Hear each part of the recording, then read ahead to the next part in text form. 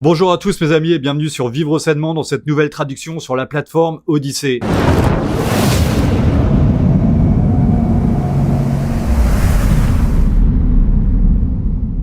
Odyssée, l'un des derniers bastions de liberté d'expression sur Internet. Alors, rejoignez-nous. De nouveaux youtubeurs nous rejoignent tous les jours. Je vous invite donc à vous abonner à ma chaîne sur Odyssée. Je vous remercie également de votre aide pour ma cagnotte Tipeee et ma cagnotte Paypal. Allez, c'est parti tout de suite pour l'interview. Bon visionnage et force et honneur. Alors, je vous disais que ces élections américaines étaient très importantes pour nous et l'une des raisons était la fraude massive organisée avec les bulletins de vote par correspondance. Une autre manière de truquer les élections est le vote électronique comme organisé aux États-Unis en ce moment.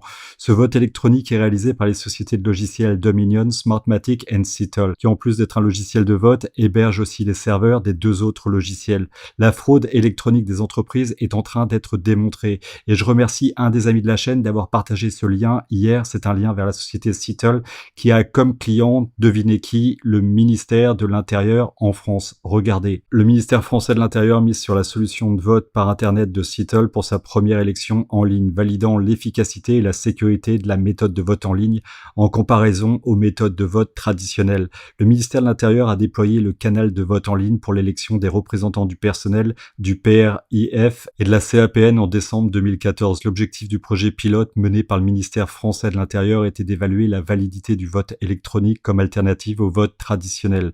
Afin d'assurer une compréhension claire des implications du déploiement du vote électronique, le projet a été mené avec la rigueur d'une élection officielle, y compris un audit indépendant complet et un test de sécurité complet et dynamique. Voilà, donc on comprend bien comment vont se dérouler les prochaines élections en France et le résultat, Macron réélu avec 99% des voix. Regardez cette traduction pour comprendre l'ampleur de cette fraude électronique. Il va terminer aussi sur un sujet très intéressant. Comment l'élection va se terminer si le président ne peut pas être élu par les grands électeurs? Allez, c'est parti, tout de suite. Je suis votre serviteur, Michael Lewis. Vendredi dernier, nous avons signalé qu'un serveur lié aux élections des États-Unis était saisi par le personnel militaire américain à Francfort, en Allemagne. L'histoire qui a été exposée pour la première fois par un républicain, le membre du Congrès du Texas, Louis Gohmert, dans une interview sur Newsmax la semaine dernière, est maintenant mise en lumière. Un expert des affaires gouvernementales, Brian Thrasher, un membre du comité de recomptage des équipes de Trump et un commentateur politique, a déclaré à Newsmax le 18 novembre dans une interview qu'ils ont récupéré des données brutes du serveur saisi en Allemagne qui selon lui seront révélés au public, y compris les informations sur les serveurs électoraux des États-Unis. Pourquoi était-il à l'étranger? Comment les bulletins de vote étaient convertis d'un candidat à un autre? Et comment un tel système de fraude entièrement américain fonctionne? Maintenant que nous avons saisi les serveurs de Dominion qui étaient en Allemagne, nous commençons à en tirer des données brutes. Je juge, je sais que vous avez un public énorme, maintenant c'est une félicitation pour ça, mais je veux que tout le monde m'écoute. Les choses qui vont sortir vont secouer les mondialistes dans leur cœur, et lorsque le président Trump sera déclaré vainqueur de cette élection, ce que nous avons vu le week-end dernier dans les rues, les partisans de Trump qui se sont fait attaquer à Washington DC, ce n'est rien. Ces gens sont en train d'arriver dans chaque ville, chaque banlieue, alors soyez prêts car cela est en train d'arriver. Vous devez vous protéger. Brian, revenons sur un point, vous dites que les choses vont sortir. Quelles choses? Eh bien, comme je l'ai dit, le serveur. La citation est tirée de l'interview en direct avec Thrasher et est destinée à vous montrer ce qu'il a dit sur les serveurs et aussi sur ses commentaires concernant les mondialistes qui mobilisent les militants de gauche radicale pour créer des ennuis partout en Amérique quand Trump déclarera sa victoire selon sa propre opinion.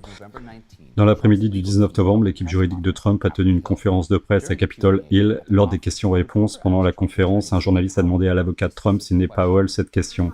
Quelqu'un a rapporté que du matériel, probablement un serveur, fut saisi en Allemagne. Est-ce vrai? Et est-ce lié à ceci?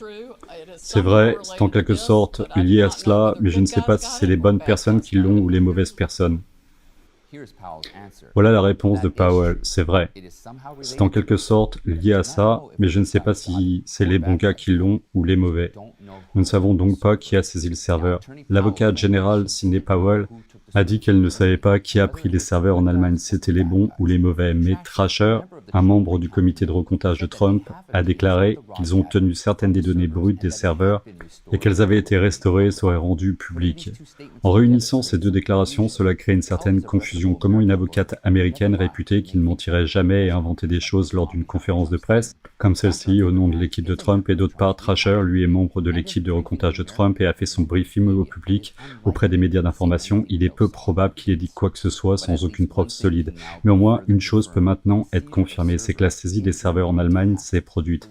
Nous l'avions signalé pour la première fois dans notre émission le 13 novembre, juste après que le membre du Congrès Gohmert ait divulgué l'histoire au public le lundi 9 novembre.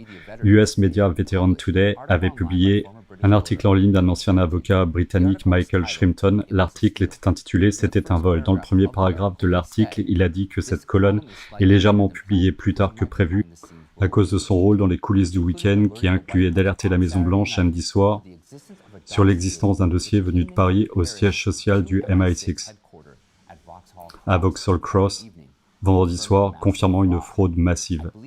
Je crois que cela permet d'identifier B à la CIA comme le coordinateur de l'opération noire de la CIA pour donner l'élection à Joe Biden, le Chinois, qui reçoit des paiements de Pékin depuis plusieurs années.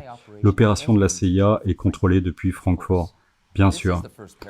Ceci est le premier paragraphe et Michael Shrimpton a terminé le paragraphe avec les mots « bien sûr », ce qui signifie qu'il n'est pas surprenant que la CIA soit en train de manipuler la situation à Francfort. Plus loin dans l'article, l'auteur a également mentionné que la CIA avait imprimé 3,75 millions de bulletins de vote à cet effet. L'auteur Michael Shrimpton a fait quelques déclarations controversées dans le passé, mais comme son article est publié dans un média officiel américain, il peut toujours être utilisé comme référence. Donc avant, je vous ai donné 3 exemples qui confirment l'existence et la confiscation de serveurs en Allemagne, qui étaient impliqués dans la manipulation des élections aux États-Unis. Ces serveurs, selon les rapports actuels, appartiennent à Citel, une société de logiciels d'élection dont le siège est à Barcelone, en Espagne. Mais il s'est associé à la société américaine Dominion. Selon les déclarations de Giuliani, Dominion transférait ces données provenant de près de 30 États vers les serveurs à Francfort. Les serveurs ont été utilisés pour manipuler et altérer les bulletins de vote. En outre, les serveurs appartiennent en principe à Citel. Mais selon les déclarations, il est également très probable que la CIA les contrôlait en fait, et les serveurs se trouvaient dans les locaux de la CIA à Francfort. Maintenant, parlons de Dominion. Les amis qui ont vu nos émissions précédentes le savent. Dominion est en fait le système de logiciel électoral Smartmatic mis en place aux États-Unis.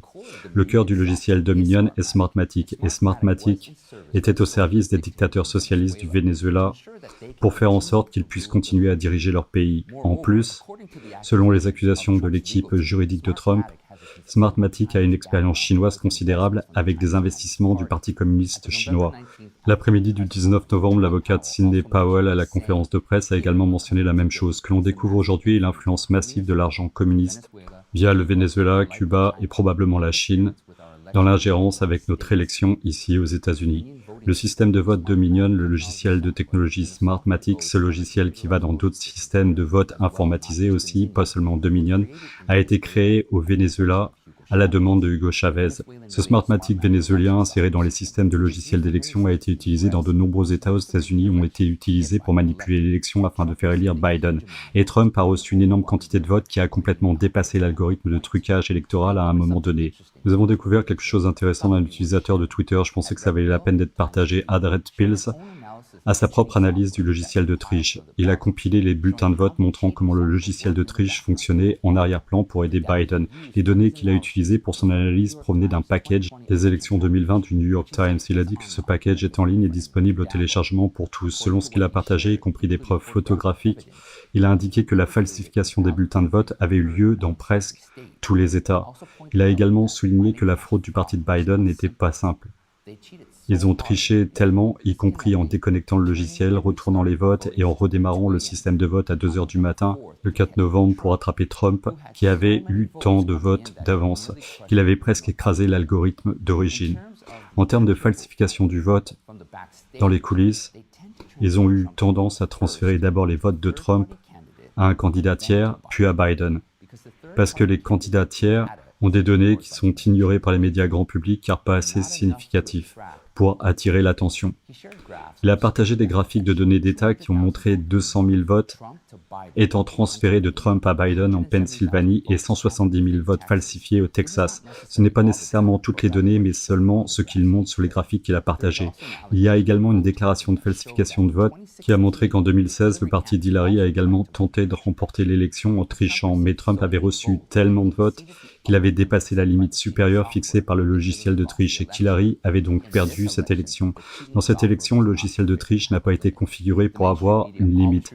Les médias grand publics ont toujours rapporté après les élections que les déclarations de fraude électorale du camp de Trump n'étaient pas vraies. Mais quelqu'un avait remarqué que le New York Times avait publié en avril 2018 un court-métrage intitulé « Comment j'ai piraté une élection » dans laquelle Alex Handelman, un professeur en sciences de l'informatique à l'Université de Michigan, a montré comment pirater une machine à voter. Il voulait montrer aux gens à quel point c'était simple et avertir à propos de la sécurité électorale.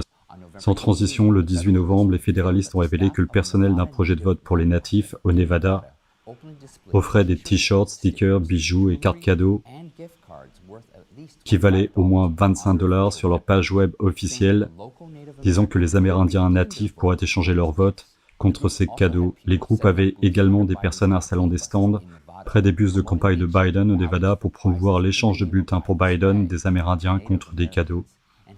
Et en distribuant des cookies gratuits. Certains membres du personnel donnaient même beaucoup plus de t-shirts Biden. Cet acte est non seulement injuste pour l'élection, mais aussi une violation de la loi électorale fédérale. Les candidats ne sont pas permis d'échanger des objets de valeur contre des votes.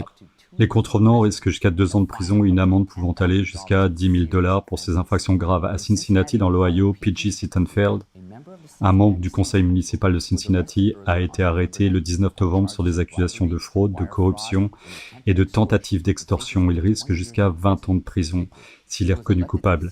Il a été élu au conseil municipal en 2011 et était au départ un politicien local populaire qui avait accumulé plus de $710 000 en fonds de campagne. Mais il acceptait toujours des contributions politiques pour augmenter illégalement ses fonds de campagne.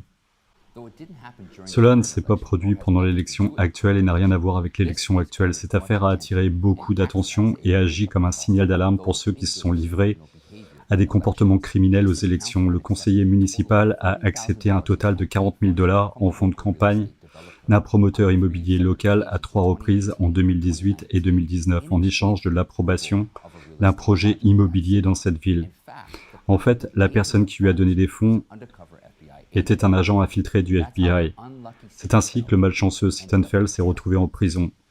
Sans transition, les électeurs espèrent pouvoir apporter ces personnes mauvaises dans les coulisses de la justice.